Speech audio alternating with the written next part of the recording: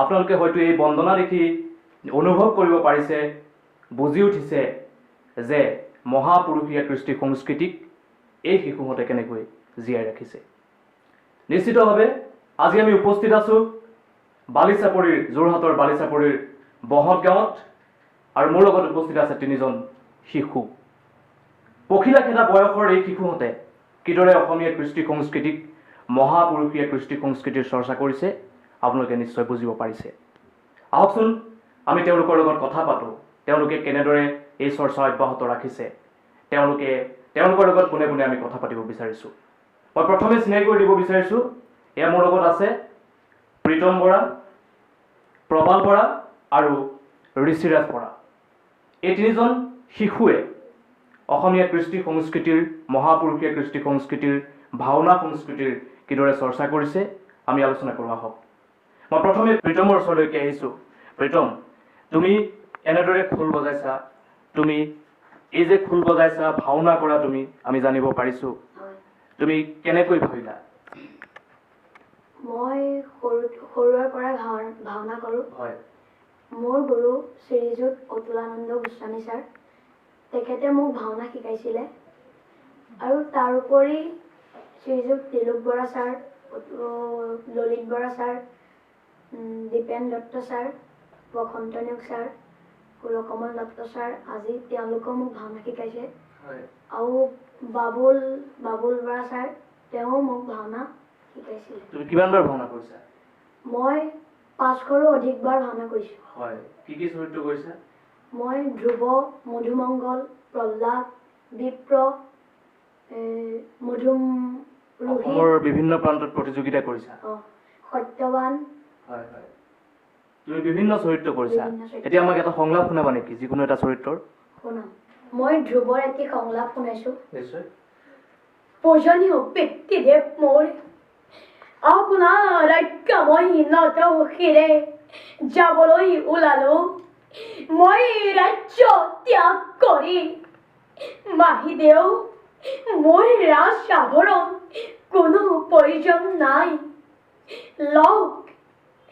লগে আমৰে ৰাজ আভৰণ হে প্ৰভু অগতিৰ গতি পুত্ৰ হৈ পিতৃৰ বাক্য পালন কৰি ধুব যাব আজি গভীৰ বনলৈ। ৰক্ষা কৰিবা প্ৰভু বিপদৰ সময়ত। পিতা আৰু মাতৃদেউ যাবৰ সময়ত দিয়ক আশীৰ্বাদ। কোনোদিনেই যাতে চিৰশৰীৰ কৰোণাৰ পৰা নহওঁ বঞ্চিত। পিতা অধম পুত্ৰই মাগিলো বিদায়। হয়, সুন্দৰ সংবাদ। আজিৰ শিশুৱে কাৰ্টুন চোৱাৰ উপৰিও এই অসমীয়া কৃষ্টি সংস্কৃতিৰ চৰ্চাও যে কৰিছে সেয়া আমি কিন্তু মনত ৰখা উচিত। মই প্ৰবাল বৰা, এটি কণমানি শিশু আছে আমাৰ লগত, যাৰ অসাধাৰণ প্ৰতিভা দেখি আপোনালোক নিশ্চয় অভিভূত হৈ পৰিব। আহকচোন মই কণমানি শিশুটোৰ ওচৰলৈ যাওঁ। প্ৰবাল, তুমি খোল বজোৱা, আমাক অকণমান খোল বজাই দেখুওৱা প্ৰথমে।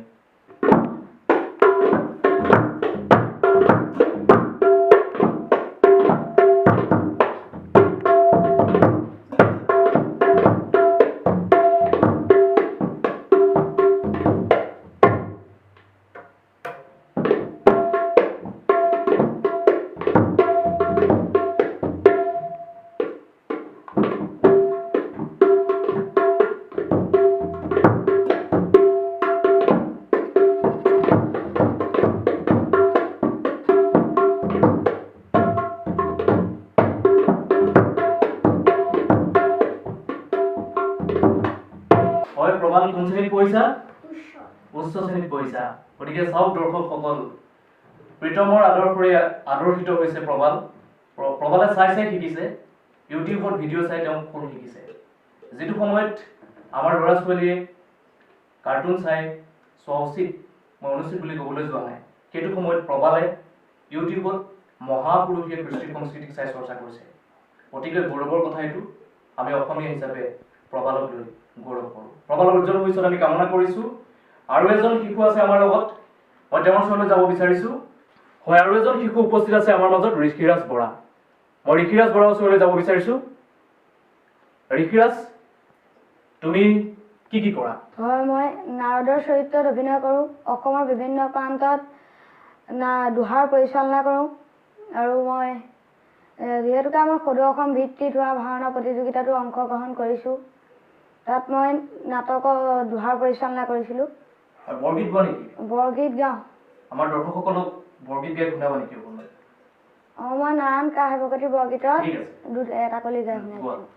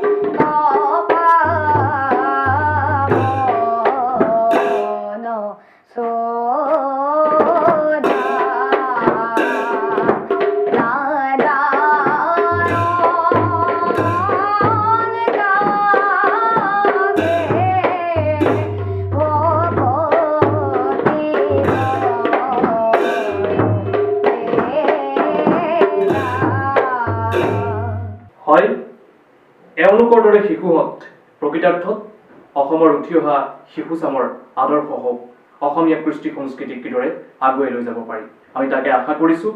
আৰু এওঁলোকৰ উজ্জ্বল ভৱিষ্যত আমি আন্তৰিকতাৰে কামনা কৰিছোঁ। সদৌশেষত আহকচোন চিনাকি অসমৰ এই খণ্ডত আমি উপভোগ কৰোঁ এটি ভাওনাৰ প্ৰদৰ্শন। কণমানি প্ৰবালৰ খোলৰ চাপৰত, ঋষিৰাজৰ গীতৰ লহৰত আজি ভাওনা পৰিৱেশন কৰিব প্ৰীতমে।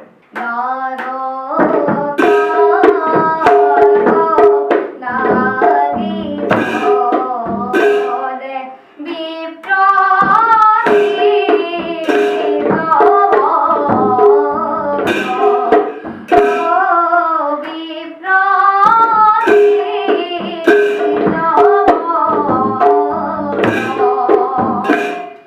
গম্ভীৰ সাগৰৰে হৃদয়ত অৱস্থিত এই দ্বাৰকাৰ দৃশ্যৰাজি অতি মনোৰম চতুৰ্দিশে সুন্দৰৰ অপূৰ্ব বিকাশ সুশ্যামল তৰুৰাজিৰ কোমল পৰশ চঞ্চল প্ৰকৃতিৰ উদাম নৃত্য সুন্দৰ এই বিশাল ধৰণীৰ মাজে বিধাতাৰ অপূৰ্ব সৃষ্টি এই দ্বাৰকা নগৰ কিন্তু কিয় আজি মন মোৰ নহয় উজ্জ্বল বাৰে বাৰে দীক্ষাভাৱ জন্মিছে মনত বাৰে বাৰে মোৰ শত্ৰাই মোক কৰিছে সতৰ্ক সুদামা সুদামা ভিক্ষাৰী কৰি বন্ধু পাক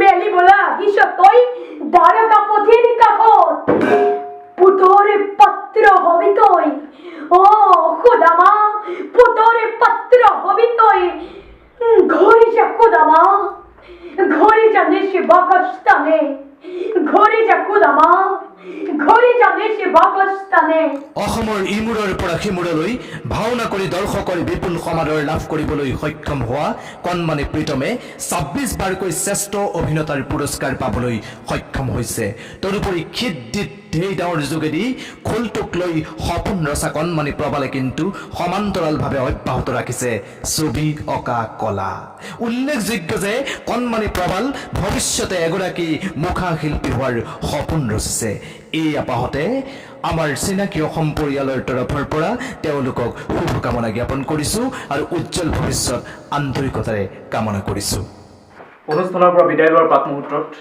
আমি আজি এখন সংস্কৃতিবান ঘৰত প্ৰকৃতাৰ্থত উপস্থিত আছিলোঁ অসমৰ প্ৰত্যেক ঘৰ মানুহৰ ঘৰে ঘৰে এই সংস্কৃতিৰ চৰ্চা হওক আমি সেয়া আশা কৰিম মোৰ লগত উপস্থিত আছে প্ৰীতমৰ আৰু কণমানি প্ৰবালৰ ককাকৰ লগত মই চিনাকি হ'ব বিচাৰিছোঁ নমস্কাৰ মোৰ নাম শ্ৰী উমাকান্ত বৰা হয় প্ৰীতমে আজি ৫০০ৰো অধিক ভাওনাত অভিনয় কৰিছে অসমৰ বিভিন্ন প্ৰান্তত কণমানিটোৱেও খোল বজাই সমগ্ৰ অসমতেই বিৰল প্ৰতিভাৰে তেওঁৰ চিনাকি দিবলৈ সক্ষম হৈছে এই ক্ষেত্ৰত আচলতে সিহঁতক কেনেকৈ আগুৱাই দিলে সেই সম্পৰ্কে দুআষাৰ ক'বচোন এটা সময়ত ইহঁতে মানে যথেষ্ট এই সাংস্কৃতিক প্ৰতি আগ্ৰহ মই প্ৰায় ইয়াতে আহোঁ আৰু ইহঁতে এইখিনি খুব আগ্ৰহেৰে সৈতে